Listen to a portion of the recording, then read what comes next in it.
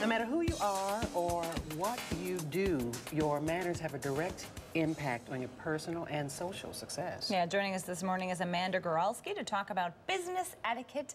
Good morning to you. Good morning, ladies. And this morning I come bearing gifts. We like treats. Is that good etiquette? Yes. Already.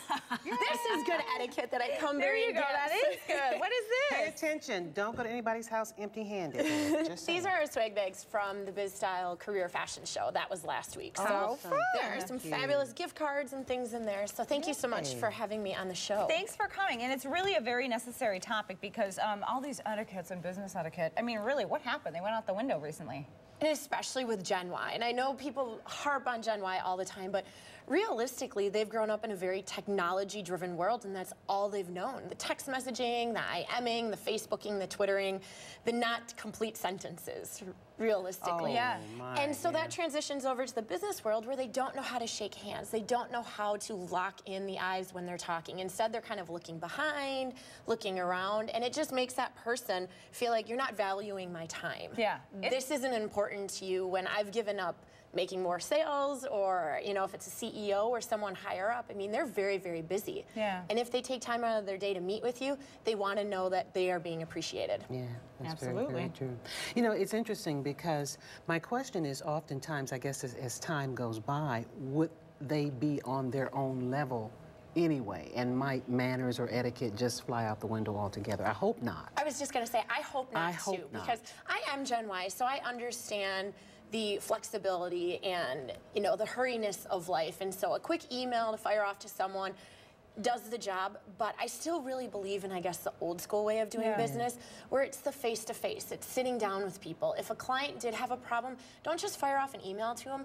Pick up the phone or go and see them, because, again, you're making that extra effort to right the situation. And that goes further than just an email that says, I heard you, I understand, thanks for your comments. In a very competitive business environment also, it sets you above. It's a real, it distinguishes you from the pack, which is Yes, good. exactly. All right, so you got some tips, right? So listen up, people out there, you little young buddies out there. Listen up. Tip number one you say is model behavior. Yes. So if you're especially entry level and you just don't understand what is the proper protocol, check out some of the mentors. You know, model your behavior after your manager or your CEO or someone that's very successful in your department. See the things that they're doing and kind of model your behavior after them, because they're a great role model. They've been there, they've done it, and they're successful. So they're obviously doing something right. Right, real good. Okay, and emails again? You say they're Emails, okay? oh my gosh.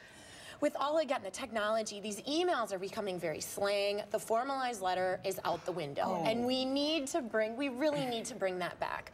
I mean, I do not want to get emails of someone that either wants to work for me or wants to sit down with me with misspellings, grammatical errors, all of that. It's like, reread, make sure you're not using LOL or things that you use to talk to your friend. Or you are, or your. Yes, and I mean, things like that is they don't understand that it's actually like Y-O-U-R or Y-O-U''RE for you are. It's just the U and the R, and it really drives you crazy, but again, it sets the tone.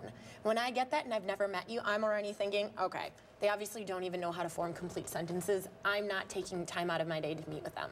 Okay, very good advice. Cell phones, don't just leave them out there. Cell phones, and I'm sure we've all seen that, where we go out to dinner and there's like the couple and he's got a cell phone, she's got her cell phone on the table. And I've seen it in business meetings, and it's horrible because the older generations don't do that. They've agreed to be at a lunch, dinner, or a meeting for an hour, hour and a half. You've got my attention. Where the younger generations have their cell phones here, their friends are text messaging them, it's going off. And realistically, if I'm a CEO or a manager, I'm a little more important than you are, and I've got a lot more going on in my life. If my cell phone's out on the table, neither should yours. Or at least fake it and pretend that that's true until you get through the business meeting. Yes, exactly. I mean, I always tell people just leave it in your car. That way you know that you're not even tempted to look at it.